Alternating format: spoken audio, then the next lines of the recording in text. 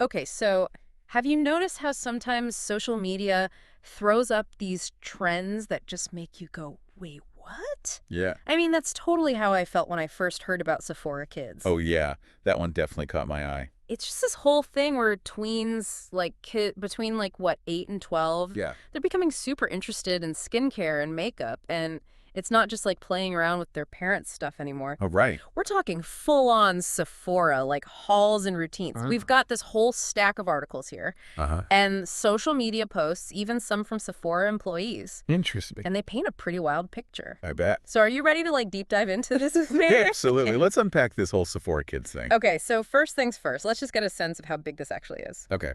Statista predicts that by 2028, the baby and child skincare market Wow. is going to reach a global value of $380 million Seriously?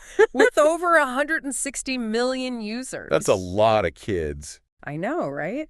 To Mhm. put that into perspective, imagine a classroom full of tweens. Okay, yeah. Statistically, almost all of them are aware of Sephora, Wow. and a good chunk are already using skincare products. That's pretty crazy. I know, it's kind of mind-blowing. And it's not just skincare, of course. Right. Makeup is a huge part of this trend as well. Makes sense. The global sales figures for children and baby skincare products jumped by almost $233 million Wow. between 2020 and 2021. That's a big jump. It's huge. It seems like the industry is actively targeting younger and younger consumers. Yeah, it really does seem that way. And it's not just the numbers either. Really? We've got firsthand accounts from Sephora and Ulta employees Oh. talking about kids flooding the stores, Oh. clearing shelves of the hottest products. Wow. One employee even said it felt like a tween takeover. A tween takeover. Yeah, like seriously. There's this crazy YouTube video where an ex-Sephora employee talks about how blown away they were by the sheer number of kids in the store, dropping serious cash on high-end products. Huh. Like, when did Sephora become the new hangout spot? I know, right? It's like a whole different level of consumerism. Yeah. One of the biggest factors seems to be social media. Oh, of course. TikTok and YouTube are overflowing with skincare tutorials and haul videos. Right. And a lot of these influencers are using Sephora products. Yeah. It's constantly in their faces, shaping their ideas about beauty and what a skincare routine should look like. Right. We even found this TikTok where a young girl straight up says she wants drunk elephant products because all the girls on TikTok use them. Oh, man. It's all about fitting in and feeling like you're part of the cool crowd. Yeah, it really speaks to the power of social influence. Yeah. Especially at that age. Totally. Yeah. You're already navigating so much socially. Right. And then you add this layer of comparison and pressure to conform, Exactly. especially in the digital age where everything is so curated and filtered. Yeah. It's easy to see how young minds could develop unrealistic expectations Uh-huh. and feel like they don't measure up. It is. And it's not just about copying their favorite influencers either. There's also this status symbol element Yeah. attached to Sephora and certain brands, Right. like Drunk Elephant, Yeah. among tweens. Yeah. It's like a way to fit in Right. and feel cool with your peers. Yeah. That's fascinating. It sounds like Sephora, Yeah. whether they intended to or not, Uh-huh. has become embedded in the social fabric Yeah. of this demographic. Totally. There's even an anecdote in here about a mom throwing a Sephora-themed birthday party for her 12-year-old twins. Seriously. The article describes Sephora as having this aspirational quality for kids these days. That's so interesting. Yeah. And it makes you wonder if the whole concept of a tween stage is even a thing anymore. I know, right? Kids are exposed to more adult content and trends at a younger age. Yeah. You know, someone on Reddit was saying it's like how kids used to dream of being actresses or singers. Now it's all about being influencers. It's their generation's version of fame and aspiration. Yeah. Plus, all the old school tween stores like Limited 2 and Claire's are basically gone. Right. It's a real cultural shift. Yeah. The lines between childhood and adulthood Yeah. are blurring, and it's happening right in front of us. Okay, so we know this trend is huge and that social media and this whole blurring of childhood and adulthood is playing a big role. But what about the potential downsides? Right. Even if there are some positives, like learning about skincare early on. Yeah. There have to be some concerns about this, right? There definitely are. And Yeah. this is where the expertise of dermatologists and healthcare professionals is crucial. Totally. I mean, one of the biggest concerns I see popping up over and over Yeah. is the potential harm these potent skincare ingredients can have on young developing skin, a lot of these products are marketed towards adults and contain things like retinols and acids. Oh, yeah. Which can be way too harsh for kids. It's true. Yeah.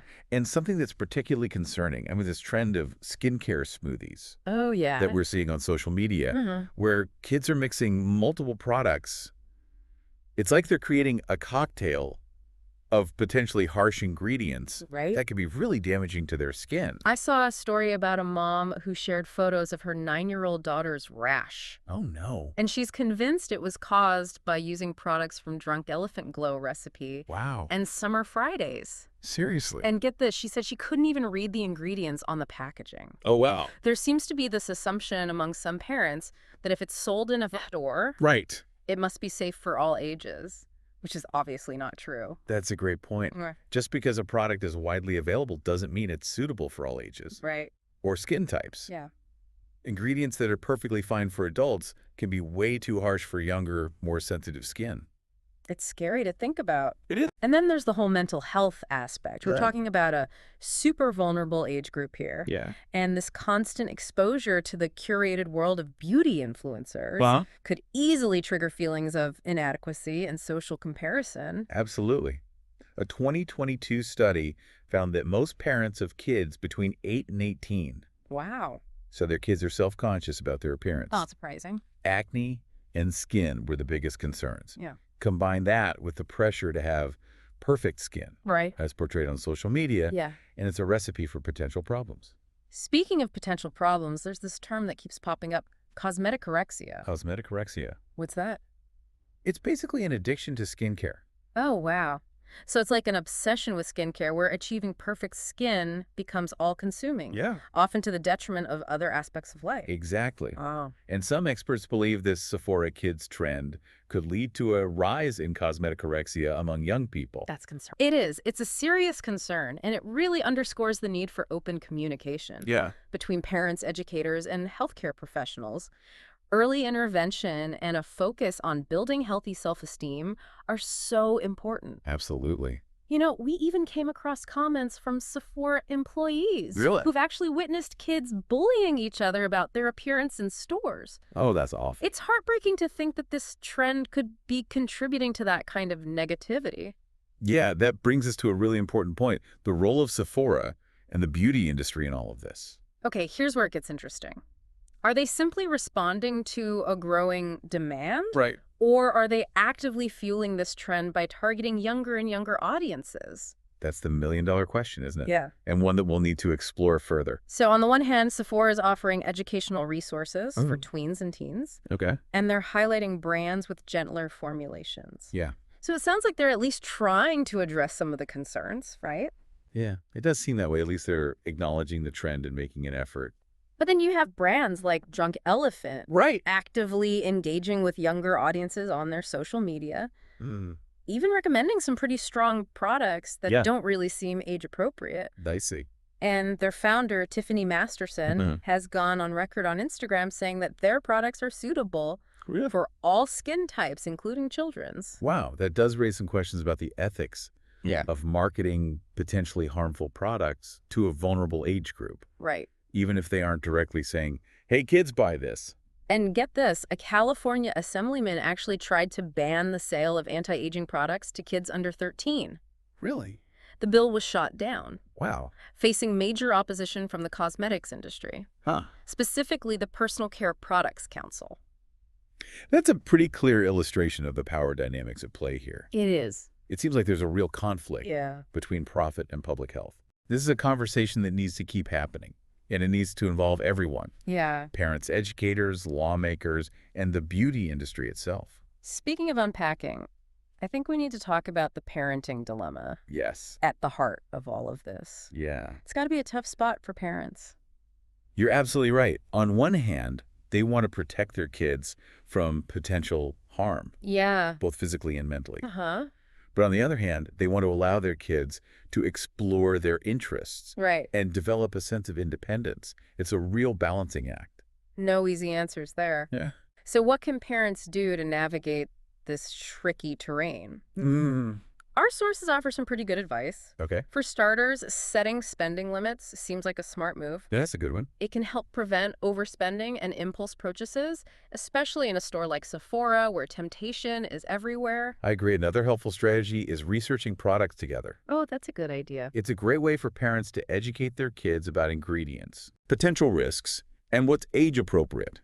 Plus, it fosters a sense of shared decision-making and encourages critical thinking, which is so important. And of course, focusing on gentle, age-appropriate options is key. Absolutely. There are brands out there that specifically cater to tweens Right. with gentler formulas.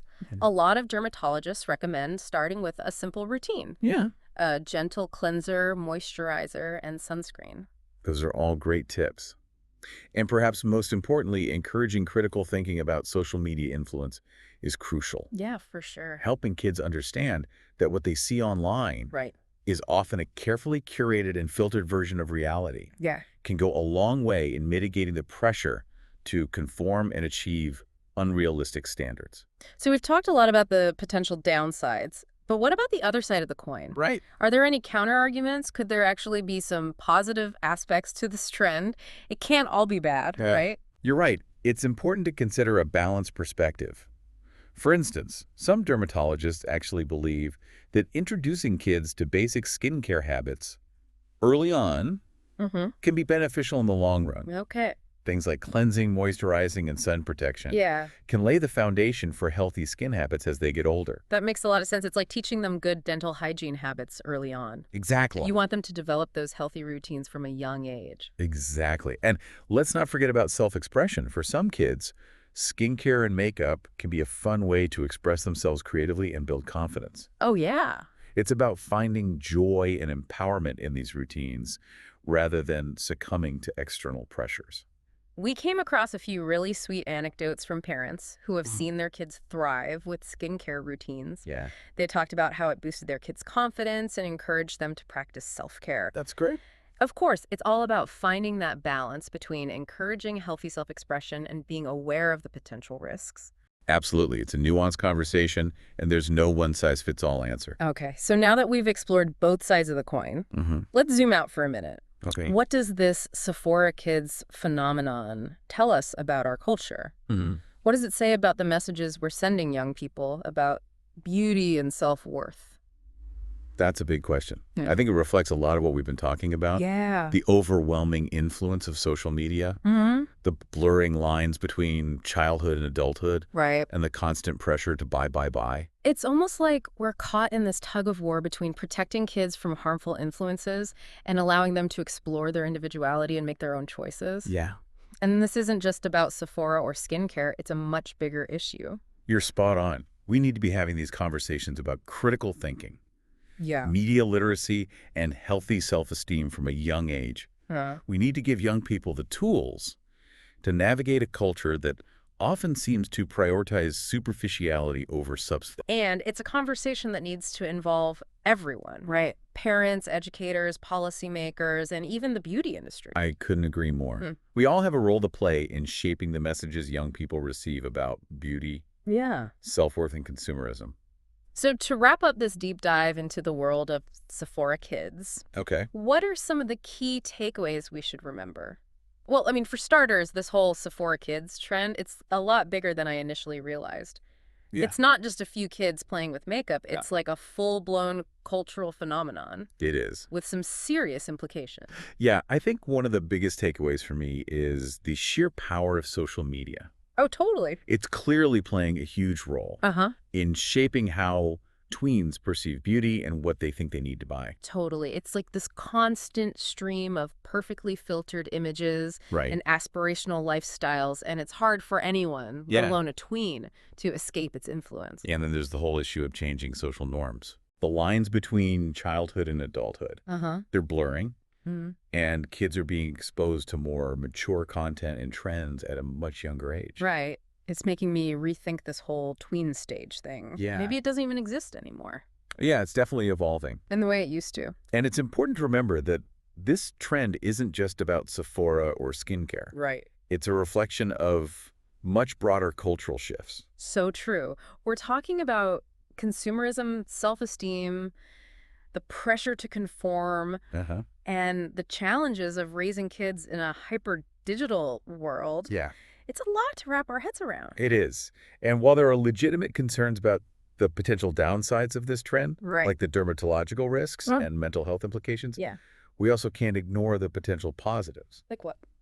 Well, some experts argue that introducing kids to basic skincare habits early on can actually be a good thing.